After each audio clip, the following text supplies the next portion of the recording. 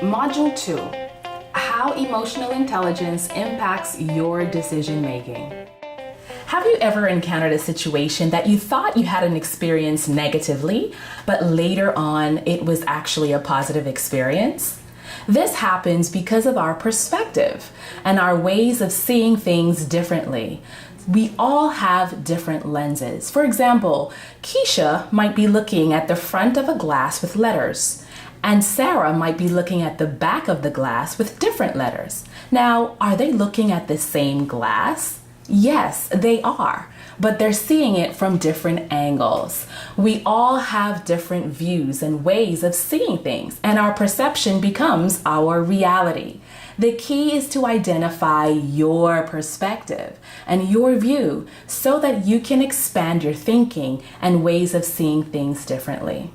Now, everything that we see, touch, feel, and interact with, it first goes through our emotional response system as it moves through the limbic system in our brain before getting to rational thought.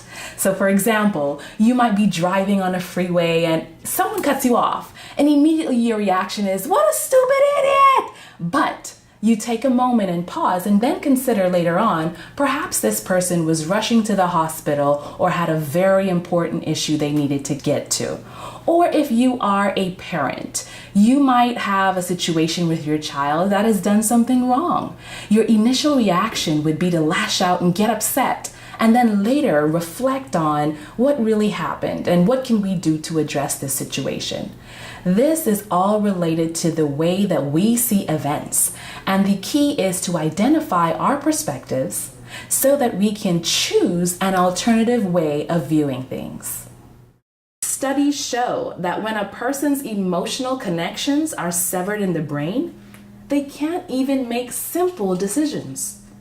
Research by a neuroscientist called Antonia Damasio revealed that when people experience damaged part of the emotional brain, they seemed normal, they could recite logical facts, but they couldn't even make decisions, even simple ones like what to eat. The ability to perceive emotions, yours and others, has powerful effects on your professional success because it impacts everything you say and do. Developing your emotional intelligence not only affects your decision-making ability, but it also impacts your relationships and your health. In a study done by Wake Forest and Duke University on self-compassion, participants were given a task. Participants were then video recorded and given rating scales by their raters. The rating scale included positive, negative, and neutral. Participants completed their tasks, and they were also measured on self-compassion. The participants that received positive feedback were all excited, and those that received neutral feedback had a difference in responses. The difference in responses was that the participants who received neutral feedback but scored low on self-compassion stated that the raters viewed them negatively on video without even meeting them. Those that scored high on self-compassion, when they received their neutral feedback, they received it positively. They accepted it as though there was room for improvement, but they also acknowledged that they had a positive rating as well. Amelia Bedelia is the title character of an American children's book by Peggy Parish. The stories involve her repeatedly misunderstanding various commands of her employer by always taking things literally.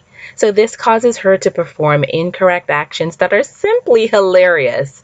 Part of this is because she comes from a family that takes everything literally. So in one instance, Amelia was asked to plant bulbs into flower pots, and instead she planted light bulbs into the pots. In another instance, she was asked to make cover jackets for school books, and she ended up making literal jackets and placing them on the books. Notice how the interpretation of the people in the case study impacted their behaviors and the decisions they made. Ask yourself, what's another way to look at this? There are always more than two sides to the story.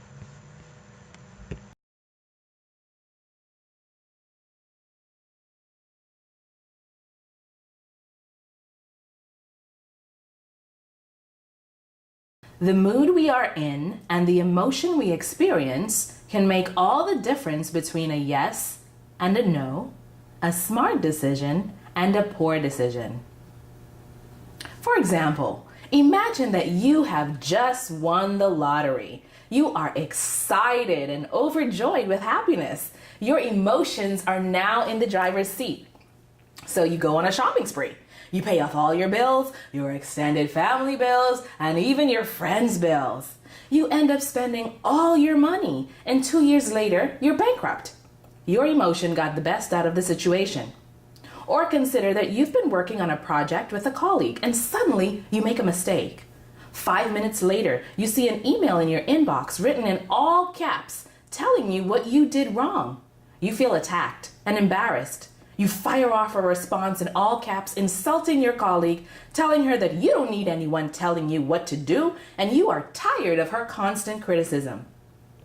In these examples, perhaps gaining control of your emotions would involve a planning meeting with an accountant or an investment banker to make sure your money would last longer than it did. In the case of your colleague, taking a deep breath, walking away before responding, identifying your feeling of embarrassment may have produced a better response. Let's move into your next guided reflection activity. Reflect on a time when you had a huge misunderstanding and you were surprised about the negative impact your behavior or words had on others. What happened? How did you come to know this information? And what did you do when you learned it?